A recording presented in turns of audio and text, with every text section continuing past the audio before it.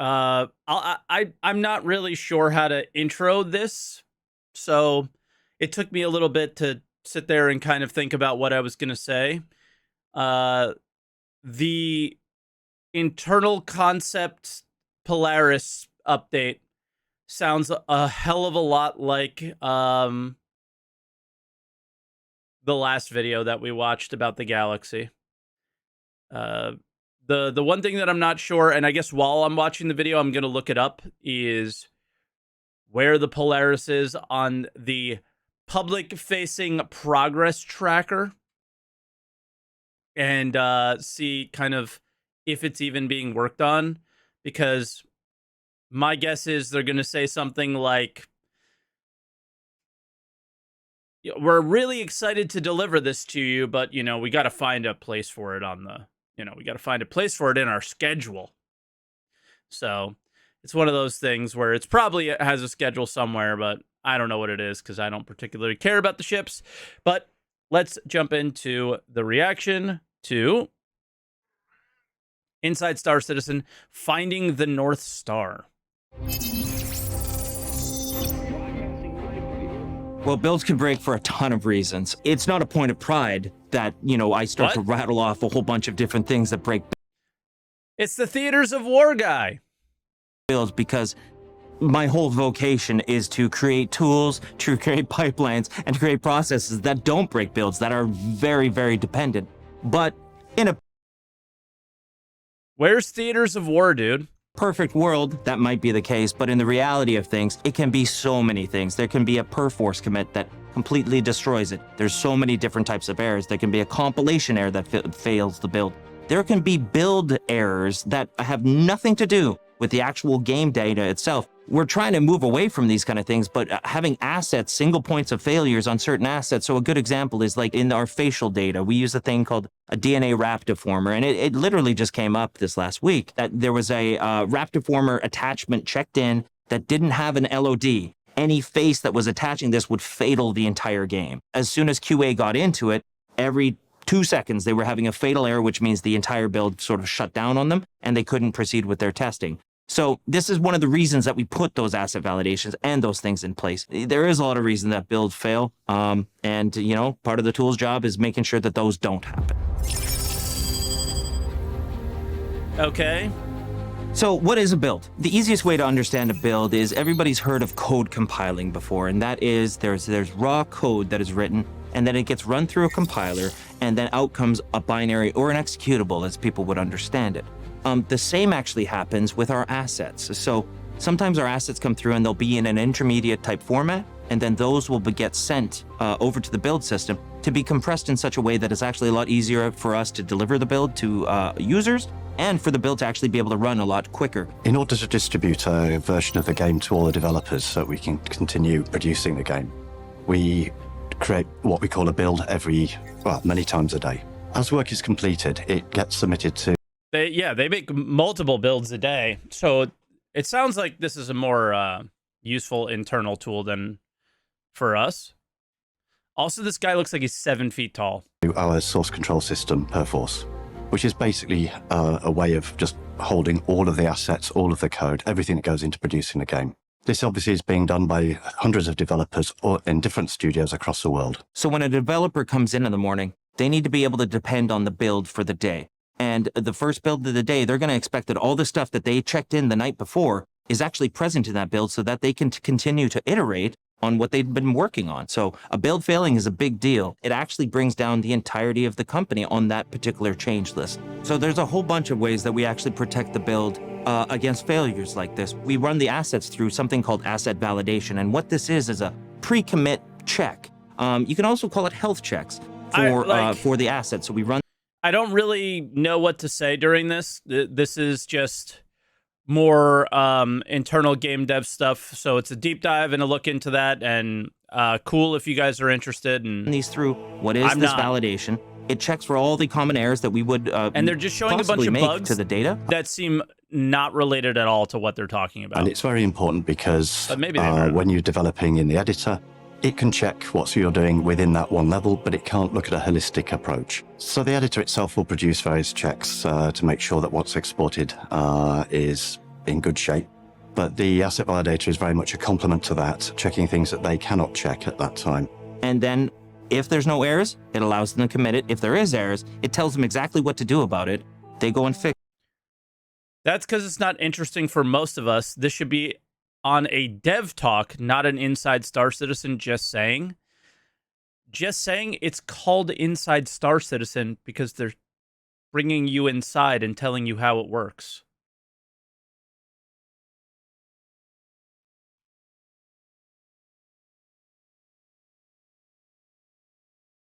Fix it, and then are able to commit Just again, saying, and we should be safe on the build. These kind of So things we had are a going to tool in happen. place since I got here to CIG actually, and it started as a very, very small little Python script.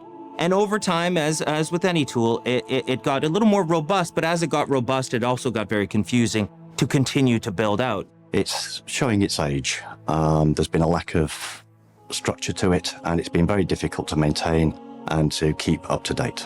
So what we wanted to do was It's showing its age. There's been a lack of structure to it. And it's kind of a pain in the ass to keep up to date.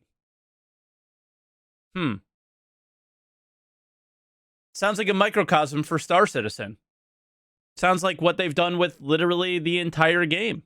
make sure that not only was it just the tools team able to write asset validation, but also the rest of the teams. And what that required was a more robust framework. It's sort of a plugin kind of approach.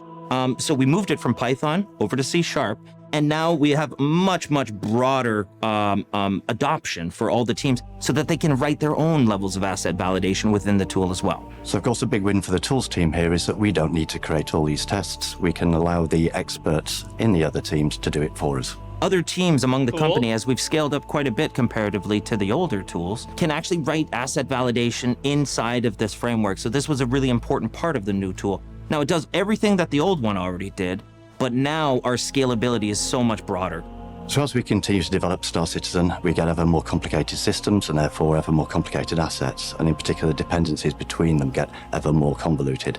So it's very important that we can have a scalable system that allows contribution from everybody to help address the potential issues that this could incur. So the exact same way as a player might be excited for a feature coming from a feature team within CIG, we have developers excited for a tool that may be coming from the tools developer within CIG. It's very much the same paradigm. So when we bring Really? up new asset Cool. validation, they appreciate having this because they need to know about those errors up front. They don't want to I wait for get the why build this to is fail important. for some producer to come to their desk and go, why has this failed? Why has your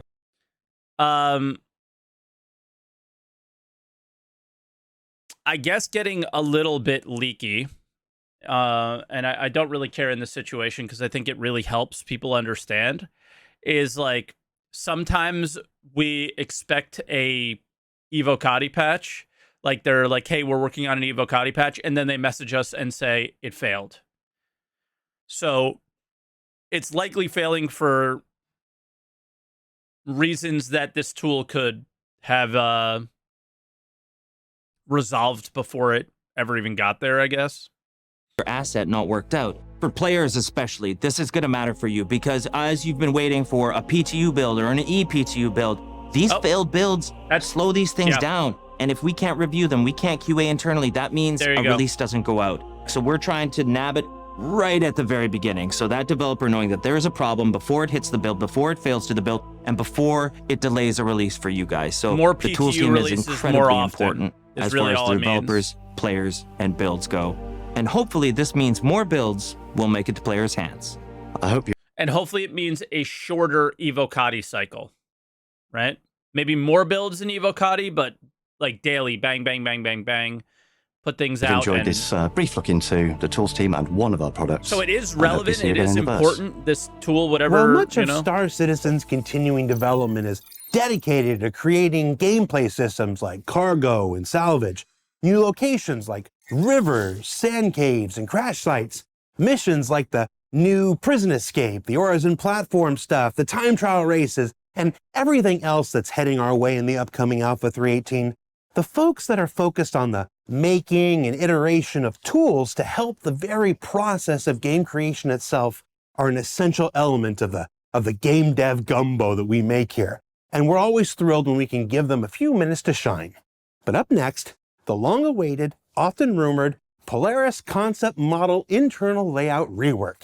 Now, it's not a series of new Polaris concept model internal layout rework. He said that with a straight face. concept images like those that were created for the Sort of. 600i we showcased a few weeks ago, but this is a down-in-the-rough 3D Max model look at the reworked concept mesh to explore the new internal layout so potential pirates can begin plotting out their boarding actions. Enjoy. The Polaris is obviously a really, really old concept. It's been around for a very, very long time. It was one of the more early ships that we did the... For those of you guys that know, or maybe don't know a little bit about me, this ship was revealed at 2016 CitizenCon, and a lot of you may know, but some of you may not, that I'm very afraid of flying. I never was afraid of flying until this flight. This flight was so scary to get there that I have a hard time flying now. This was 2016. This was Los Angeles, October 2016. the exterior concept of They'll say The 20 Polaris came out in, something I else, think, 2017. Yeah, it was 2016. Lots of features we Trust added me, to I'll the game never since forget then this. that were not known about at that time or couldn't be planned for if they were known about. Like a lot of the older ships, I got the brochure the there. interior just didn't fit. We couldn't get the size, the scale, or the metrics for how we would want it to appear to actually fit inside the frame that we had. We've really now locked in how we want the interior layout, what the impact of the exterior means, but it's still the same Polaris that everyone originally saw and fell in love with. It just means that now it's kind of fit for purpose, whereas with the initial concepting phase and initial layout, it wasn't quite where we needed it to be. 2017 was the Pioneer. That was the big one. The exterior remains pretty much the same beyond it has got larger to accommodate some of the interior changes. The role is the same, the key visuals are the same. You may notice, again, some like panel line changes or turret updates. But fundamentally, you look at the Polaris now versus then, it's almost indistinguishable aside from that scale change, and the role remains identical to what it was before. Moving on the inside, however, we have a completely different story. Although there wasn't much seen for what the inside was going to look like, we had to remove a lot of that and just start again. We fit the entirety of the interior inside of it while... So this is a video of, yeah, essentially, we now have a tool that, you know, isn't super player facing. And by the way, we are so bad at, or you know what, essentially, we just draw pictures that we think look cool, don't really give a shit if they're functional in game. So this guy can have to rework everything and redo it later. And then, you know what, we just have more content to share with you on ISC about the reworks of everything. Taking into account the Wow. change in component sizes. Where we went from size 0 all the way up to size 10, whereas now we've got much more kind of distinct categorization of our components. Now, Oh, okay, I see. So, like, one of the biggest issues is, yeah, this was still the size 1 to 10 components days, where they took the weapon sizes and applied them to components. Yeah. So maybe they did have their shit together, but the system never really worked in game because they never had a capital ship big shield enough to test it generator, on. capital power plant, capital cooler, all to support the actual size of the ship and the scale of it, especially for what its role is within the actual universe. So it kind of makes sense talking on this now, one. we don't have concept images for every single room within the ship, but I can give you an estimation of what you can expect from it. So you start from the bridge, which has been opened up a bit to give you a bit more space and visibility. Behind that, we then have the escape pod section, where there's escape pods for all the crew to be able to quickly evacuate the ship. Moving behind Escape pods. Why are we still putting them in ships if they're, like, are they ever going to work? that, we then have the My question is, do escape pods have to work in Squadron 42? I wonder if escape pods have to work in Squadron 42. If they do, then we'll, like, when they work on escape pods, then most likely that's how you know Squadron 42 is close. Until they work on escape pods, Squadron 42 is nowhere near complete. quarters and office, as well as the CO's office. Behind that again, we then have the armory. Moving further back, we have the crew bunk room and baths and showers. Okay. Across from that, we then have the rec area. So it's where the food is, it's where I the am not relaxation interested is in for the this actual ship crew of the ship. whatsoever. Moving back further, we then come towards the center of the ship, where the actual hangar of the Polaris is. And that's had a bit of a size increase, so that it's very comfortable to fit things like a saber in it now. On the left and right-hand side, on one side, you have the medical facilities. It seems On the so other, you kind have of the holding basic cells for any now, prisoner- right? Just seems like, all right, it's got a hangar, it's got a med bay, it's got a crew area. Like, this one, I don't know.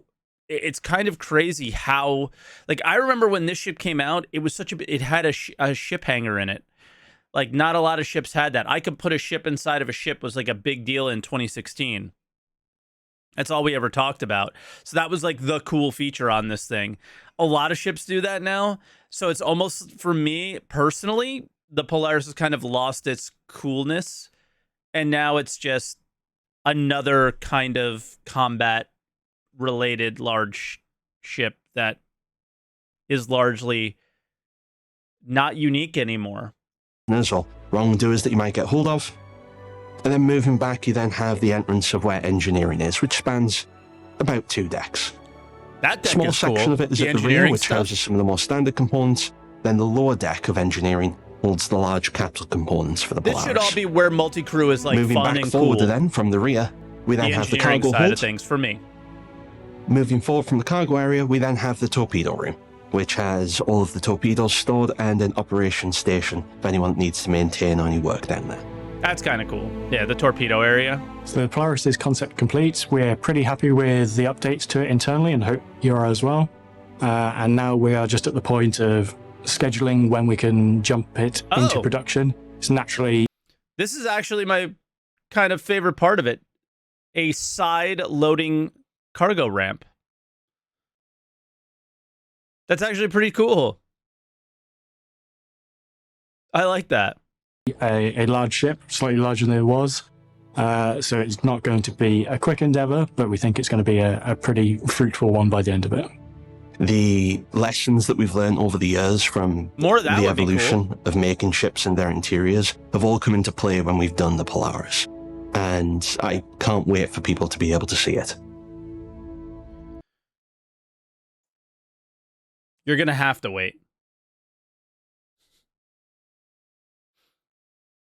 So, what did we learn this week?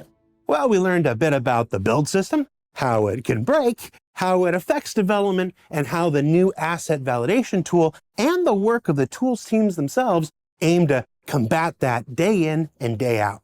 That the Polaris concept model internal layout rework is the last necessary step before that much beloved vehicle can move into production proper sometime in the future.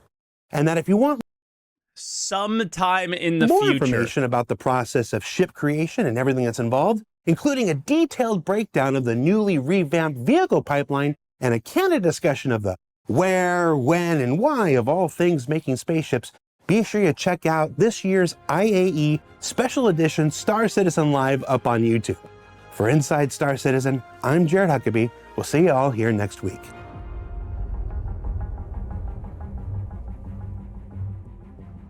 Polaris is not on the progress tracker.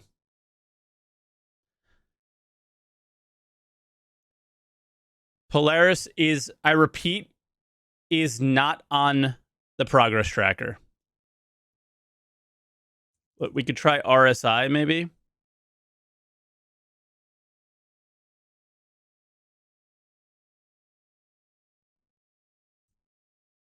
No.